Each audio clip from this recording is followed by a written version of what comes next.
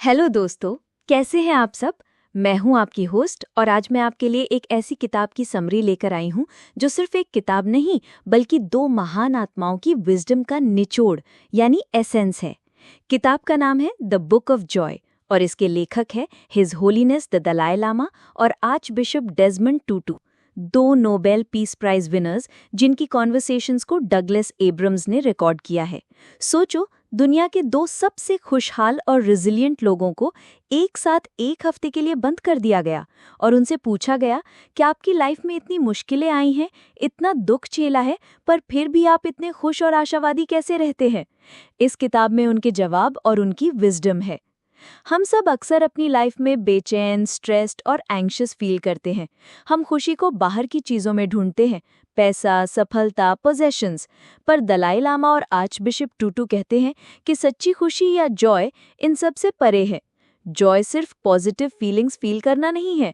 Joy एक ऐसी state है जहां आप लाइफ की हर सिचुएशन को एक्सेप्ट करते हैं, उसमें मीनिंग ढूंढते हैं और दुख के बावजूद भी उम्मीद रखते हैं। ये कोई टेम्पररी फीलिंग नहीं है, ये एक ऐसी गहरी स्थिर खुशी है जो आपके अंदर हमेशा मौजूद रहती है। इस किताब का कोर मैसेज बहुत ही सिंपल पर बहुत ही रेवोल्यूशनरी है। Joy is a birth right. खुशी हमारा जन्मसिद्ध अधिकार है। हमें उसकी तलाश करने की जरूरत नहीं है, हमें बस उसके रास्ते में आने वाली रुकावटों को हटाना है। वो कहते हैं कि दुख यानी सफरिंग लाइफ का हिस्सा है, पर दुख में डूबना यानी सफरिंग फ्रॉम सफरिंग ऑप्शनल है। चलो इन दो महान आत्माओं की विजडम को डिटेल में समझते हैं। पार्ट 1, ऑब्स्टिकल्स टू जॉय, खुशी के रास्ते की बाधाएं, दुख को समझना। दलाई लामा और आर्च बिशप टूटू पहले उन चीज़ों की बात करते हैं जो हमें खुशी से दूर रखती हैं। इन्हें वो ऑब्स्टिकल्स टू जॉय कहते हैं। ये ऑब्स्टिकल्स हमारे अंदर और हमारे आसपास के माहौल में होते हैं। फियर यानी डर, ये सबसे बड़ा ऑब्स्टिकल है। हम डरते हैं कि हम क्या खो देंगे, क्या होगा, लोग क्या कहेंगे। डर हमें प्रेजेंट मोमेंट से दूर रखता है और हमें एक्शन लेने से रोकता है। स्ट्रेस यानी तनाव, आजकल की लाइफ में स्ट्रेस बहुत कॉमन है। स्ट्रेस हमारी फिजिकल और मेंटल हेल्थ को बर्बाद करता है और हमें खुशी से दूर रखता है। फ्रस्ट्रेशन यानी हताशा, जब चीज़ें हमारी मर्जी के अकॉर्डिंग नहीं होती तो हम फ्रस्ट्रेट होते हैं, ये हमारी एक्सपेक्टेशन से आता है। एंगर यानी गुस्सा, गुस्सा एक बहुत ही डिस्ट्रक्टिव इमोशन है। ये हमारी शांति को बर्बाद करता है और रिश्तों को तोड़ता है। सैडनेस एंड ग्रीफ, उदासी और दुख, लाइफ में लॉस और दुख आएगा ही। इन इमोशन से भागना हमें और ज्यादा दुखी करता है।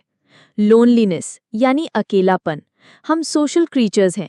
अकेलापन हमारी मेंटल हेल्थ के लिए बहुत बुरा है और डिप्रेशन का एक बड़ा कारण है।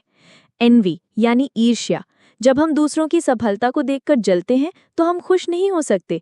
Comparison is the thief of Joy.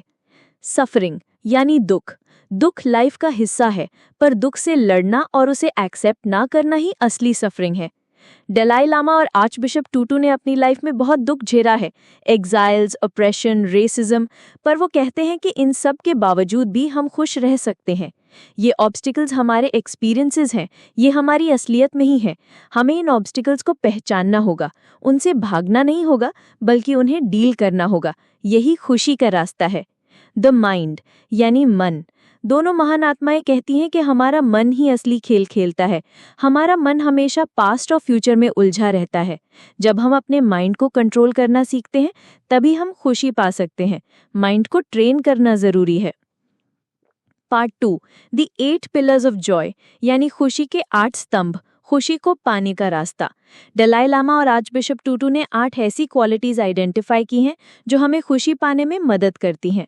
इन्हें वो 8 पिलर्स ऑफ जॉय कहते हैं। ये पिलर्स हमारे माइंड यानी फर्स्ट 4 और हार्ट यानी लास्ट 4 से जुड़े हैं। पिलर्स ऑफ द माइंड, मन के स्तंभ। पर्सपेक्टिव यानी दृष्टिकोण, आप लाइफ को कैसी देखते हैं? क्या आप हर चीज में नेगेटिविटी ढूंढते हैं या आप हर चीज में अच्छाई और अपॉर्चुनिटी ढूंढते हैं?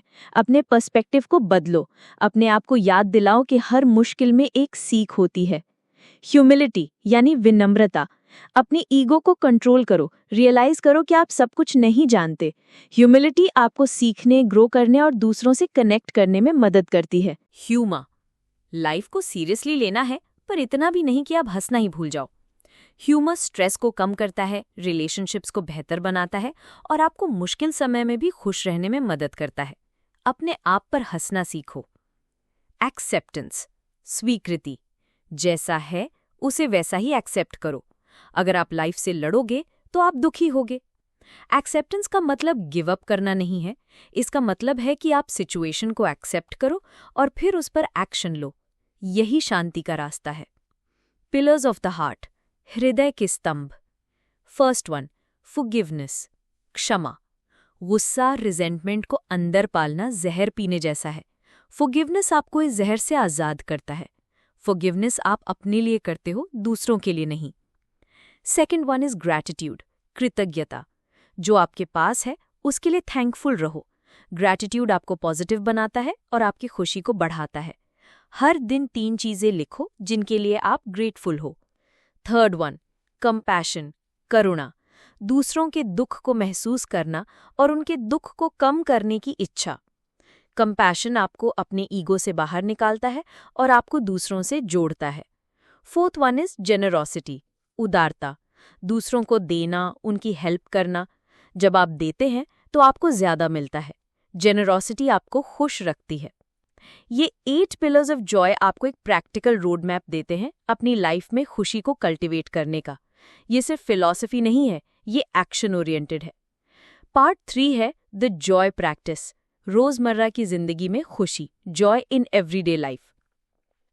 दलाई लामा और आर्चबिशप टूटू कहते हैं कि खुशी कोई ऐसी चीज नहीं है जिसे आपको रातों रात मिल जाएगी। ये एक प्रैक्टिस है जिसे आपको रोज करना होगा।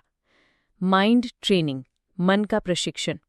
मेडिटेशन, माइंडफुलनेस और सेल्फ रिफ्लेक्शन बहुत जरूरी है। रोज कुछ मिनट निकालकर अपने थॉट्स और इमोशंस को ऑब्जर्व करो।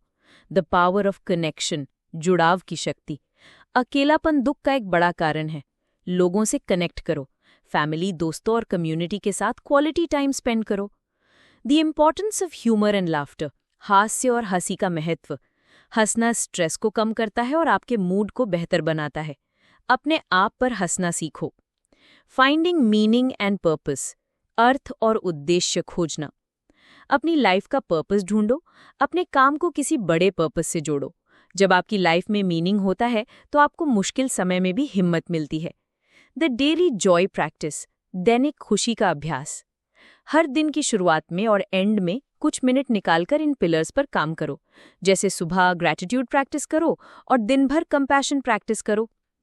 द पैराडॉक्स ऑफ सफरिंग, दुख का विरोधाभास।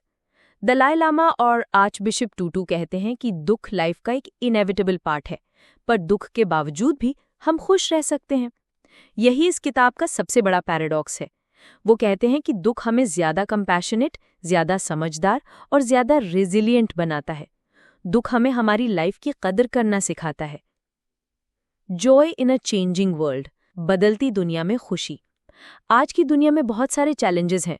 Political instability, environmental crisis, social inequality.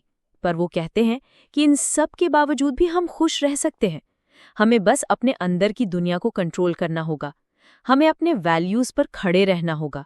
हमें दूसरों के साथ कनेक्ट करना होगा और हमें हर मुश्किल में उम्मीद ढूंढनी होगी। अंत में द बुक ऑफ जॉय हमें एक बहुत ही गहरा और उम्मीद भरा संदेश देती है। खुशी कोई ऐसी चीज नहीं है जो आपको बाहर ढूंढनी है। खुशी हमारा बर्थ राइट है। हमें बस उसके रास्ते में आने वाली रुकावटों को हटाना है और उसके लिए अपने माइंड और हार्ट को ट्रेन करना है। जब आप ऐसा करते हैं तो दुख के बावजूद भी आप एक ऐसी लाइफ जीते हैं जहां आपको गहरा मीनिंग, गहरा जॉय और गहरा कनेक्शन महसूस होता है। तो दोस्तों, ये थी दलाई लामा, आर्चबिशप टूटू और डगलस एब्रम्स की द बुक ऑफ जॉय की समरी। ये किताब आपको दुख के दौरान भी खुशी ढूंढने का रास्ता दिखाती है।